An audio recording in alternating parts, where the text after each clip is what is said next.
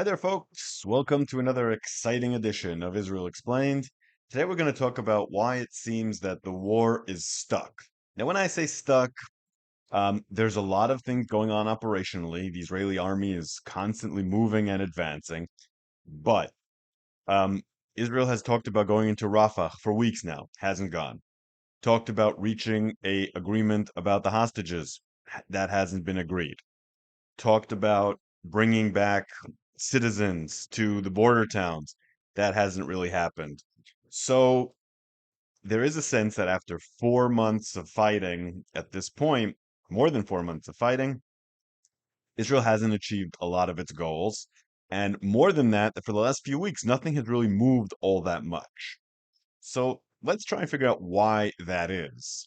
So there's a lot of talk right now about the need to get something happening because right now we're starting to come towards the end of February, which is, as we know, a short month. And around March 10th, Ramadan is supposed to start. I say around because it's a lunar issue and that has to be decided closer to the date, but it starts around March 10th.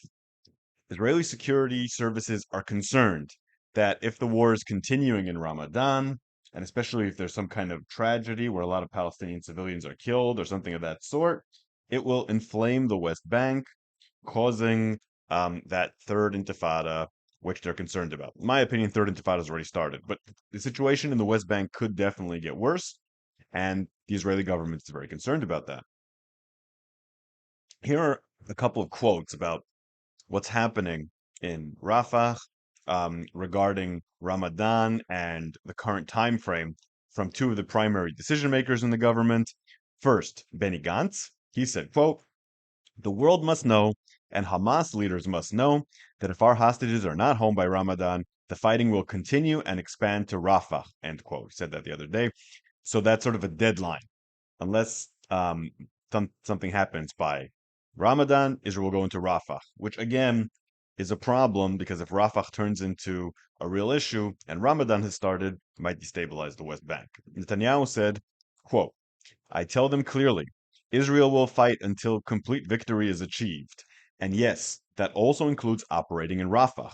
Of course, after we allow civilians in the fighting area to evacuate the safe areas." And this is the crucial point. Israel has been forbidden by the United States to go into Rafah without evacuating the population and providing them with a safe haven, with real solutions as to where to go and how to be protected. Israel really hasn't pushed back on that. It knows that it has no other options. There are problems with Egypt if they don't fix this issue, problems with the United States if they don't fix this issue, and they're worried that people in Rafah will move up north in an uncontrolled manner and undermine the operations going on in the northern and central strip. So Israel really doesn't have a problem with that. But because that will take a while, I've seen different estimates, 2 weeks, 3 weeks, something like that. And the major preparations haven't begun yet. There's been some talk about Egypt creating safe spaces. They've done some work. Nowhere near the kind of project that Israel needs to start working on now if it wants to do this before Ramadan or during Ramadan. It would have to get that started now. Um, the US initially said that the high intensity phase of this war would end in late January. Then that was adjusted to early February. We're already coming towards the end of February. Israel's gone past the clock that the United States has given it. The US response to this has been an increased amount of impatience, no real ultimatums, no threats to supply, but that might not be too far off. The leash that Israel has is very short, and it still hasn't gone into Rafah. So time is really running out in that regard.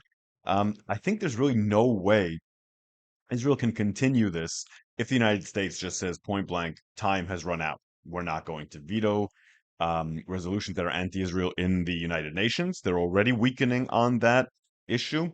And we're going to stop giving arms and other support. That would already be very difficult. Of course, the U.S. doesn't want to do that for election purposes. It also wants Israel to beat Hamas. But like I said, patience is really running out. Um, see, Washington has specified in recent weeks that it wants to see a detailed plan from Israel demonstrating how the million plus Palestinians would be protected there if the IDF moved in. Biden also now said that he would not support an offensive in Rafah while hostage negotiations are ongoing. And that might be one of the reasons that Netanyahu um, removed his delegation from Cairo and withdrew from talks because he wants to be able to go in without American protests. But in order to make this threat credible, in order to influence negotiations, which is something that Israel might be trying to do with its threat in Rafah, it needs to start evacuating refugees from Rafah. And that's something that should have started yesterday, not today. So, what's really holding this up? Veteran Israeli journalist Nahum Barnea wrote the following. There's no nice way to say this. The publications surrounding negotiations with Hamas are lies that the prime minister's office is hurling at the public. There are no negotiations now. Bubkis. Nada. End quote. So he's saying there's no negotiations going on, no progress on the hostages. If that's not happening, the natural move that Israel should be making is expanding the war to Rafah, or at least making the preparations for that. But that's not happening either. So why is that? Well, we already talked about American obstacles to this. The hostages, we know a lot of that has to do with Hamas. Hamas is giving terms that Israel cannot accept, that Israel will not and should not accept, and that's what's going on there. But there are also internal blocks stopping Israel from making progress. Gadi Eisenkot, who's a member of cabinet and former chief of staff, wrote a letter to the other members of cabinet. He wrote it a week ago, and it was just leaked to the press today, which I think sheds a lot of light on why decisions are not being made in the cabinet. So I'll give you some quotes from it. Quote, in light of the avoidance of making crucial decisions, there's an increased difficulty in achieving the war aims. The strategic outlines of the operation are stuck and are in practice threatening the ability to achieve the goals of the war, and more than that, threatening the strategic position of Israel. End quote. And he's not saying that this is Netanyahu's fault or blaming Netanyahu or blaming political circumstances, but Netanyahu's personality and Netanyahu's issues are definitely a major problem. Any decision that Israel makes now requires it to take massive responsibility. For example, taking Rafah isn't just taking some more territory. The vast majority of Palestinian population is in Rafah. If Israel evacuates them from there, they'll likely evacuate most of them to areas that Israel already controls. That means that Israel will control the Palestinian population. And it's one of those you broke it, you bought it situations. Once Israel controls the Palestinian population, it's responsible for it and it has to govern it. That would require making decisions about a future government in Gaza, civil administration, delivering aid, all these things that Netanyahu is concerned about doing because they create a burden of responsibilities. Meanwhile, making a hostage deal, and again, it's not Netanyahu's fault that there's no hostage deal, but he's also not negotiating as much as he could. Making a hostage deal would have Netanyahu face criticism for not achieving the war's goals, rightfully, if he does that before taking Rafah. So either one of those decisions involves taking massive risks and massive responsibility. Those are two things Netanyahu doesn't like to do. Part of it's political, and a lot of people have talked about that. If he does one of those decisions, he may not be able to hold on to his government. He will face a lot of criticism at home. And once the war ends, some people, including a lot of Likud members recently, by the way, have said that his political clock is over, that his career is over. But it's not just that. It's not all political. Netanyahu is also risk averse by personality, always has been. He's never liked taking these major military operations in the past. He doesn't like them. He likes to take the path of least resistance that allows him to stay in power. He has never been about bloodshed, never been about warfare, and also never been about big diplomatic decisions like a Palestinian state. He's avoided those like the plague. And instead of initiating, he's done what he's always done, which is play defense. Play defense about the talk about the United States issuing a unilateral declaration of a Palestinian state, which is something that is not that important because if the United States does that, it will have zero effect on the ground or very little effect on the ground. But that's what he's concerned about because he can rally the people defensively against it. So the cabinet passed a resolution saying, quote, Israel will continue to oppose the unilateral recognition of a Palestinian state. Such recognition in the wake of the October 7th massacre will grant a huge, unprecedented reward to terrorism and prevent any future peace accord. He said a deal would only be achieved, quote, through negotiations between the sides. But of course, Netanyahu opposes negotiations and has. He even said, everyone knows that I am the one who for decades blocked the establishment of a Palestinian state that would endanger our existence. So, on the one hand, he's saying it can only be resolved through negotiations. On the other hand, he doesn't want to negotiate. And that's how Netanyahu has avoided making decisions about the future of the Palestinians and the future of the conflict for years by playing defense, refusing to initiate. That's his nature. That's how he stays in power, and that's what he's doing now. But winning this war requires making strong decisions, like taking over Rafah, like trying to make a deal. Things that one of those courses has to be chosen. Otherwise, the clock will run out on this operation without any of its goals having been achieved. Okay, since I haven't been on air in a while, I have quite a few questions. I will answer four of them. Fred Aaron asked, I saw an interview with the former head of Kogat. That's the civilian administration of the military in the West Bank, and now in Gaza again, on News 12 on Friday. He was questioned about the denazification of Gazans, meaning how to deprogram their indoctrination by Hamas and UNRWA. He replied that he thinks a best case scenario would be 20 years, and it may take up to 50. He also went on to imply this will have to be a precondition to any recognition of a Palestinian state by Israel. Do you agree with this assessment? Is that timeline realistic considering the current geopolitical situation? Okay, so I definitely agree about the fact that that needs to be a precondition for recognition of a Palestinian state. I'm known for being an advocate of a two-state solution, but I'm not an idiot. If we're going to create a Palestinian state that will not be a constant security threat to Israel, there needs to be certain changes. And one of them is changing the education system, what people call pay to slay, or rewarding former terrorists to kind of drain that swamp of hatred that has fed what happened on October 7th. That has to happen. As for the timeline, um, it depends on what you mean. Um, he's talking 50 years because he means an entire generation would have to pass. But that's not really how it worked in Germany. Um, Ultimately, there was a new Germany built within a decade. And I think that today things can happen very quickly. That doesn't mean that the sentiments behind terrorism and the hatred will be gone. It means that if you set up a government that is not doing those things, rebuild trust, rebuild the economy, move towards a Palestinian state, some of that hatred and some of the underlying causes of the conflict will start to evaporate, and there will be less hatred, and it will be easier to move to the next step. So it depends on what you mean. You could have progress, major progress within 5 to 10 years. The process will not be complete until, yeah, maybe 50. Maybe it'll never be complete. Maybe it'll always be a sort of cold peace like you have with Egypt, but that's a lot better than what we have now. Harry Neuhoff said, regarding your response to my question about Avigdor Lieberman, do you think taking out Hamas without October 7th would have been realistic?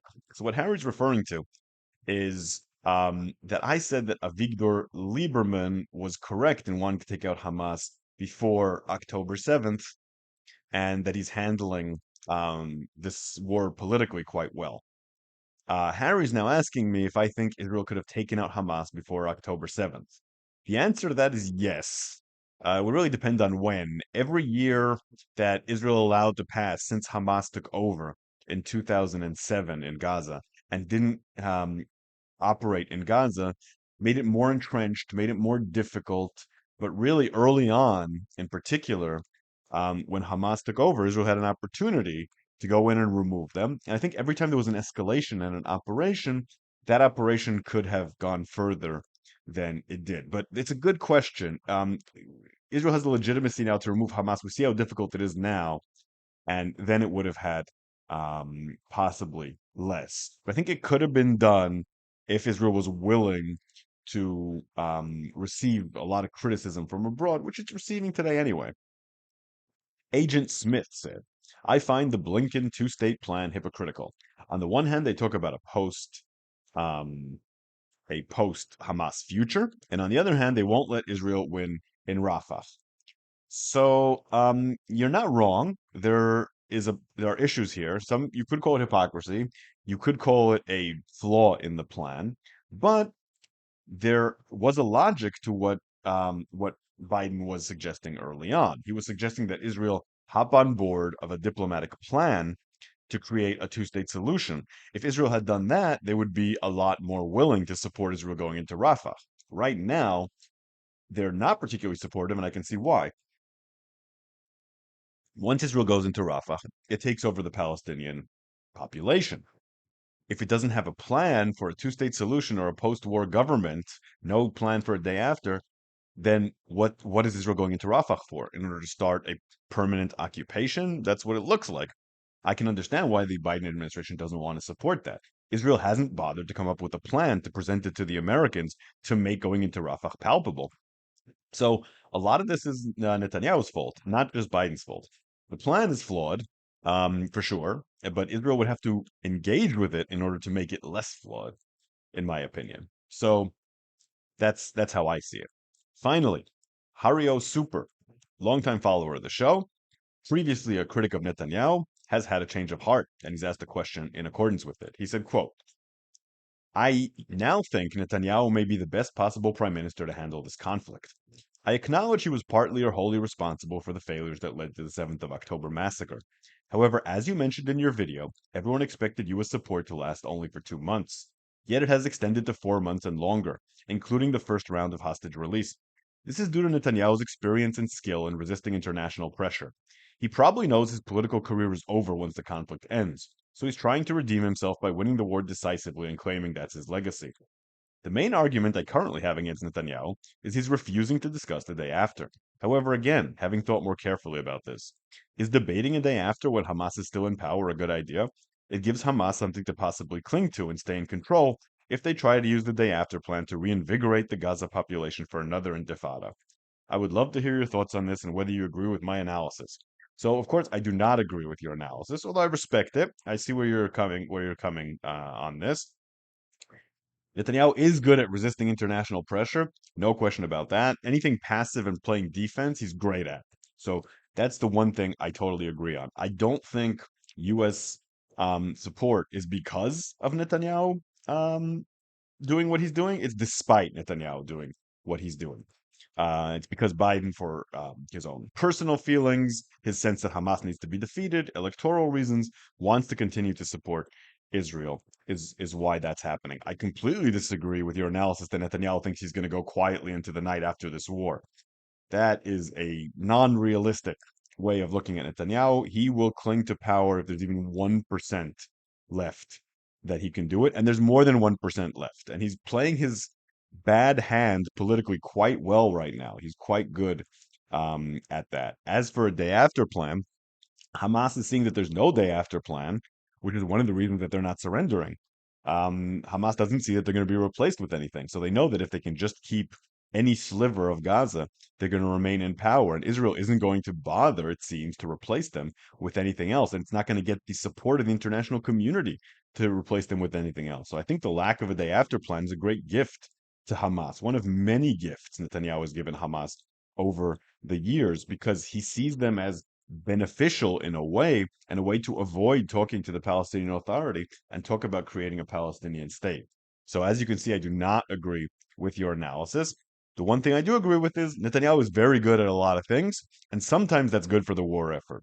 Overall, that does not outweigh the damage I think he's causing to Israel. And I think it's time that he resigned, at least once the ceasefire is there. I don't even know if he should wait that long, honestly.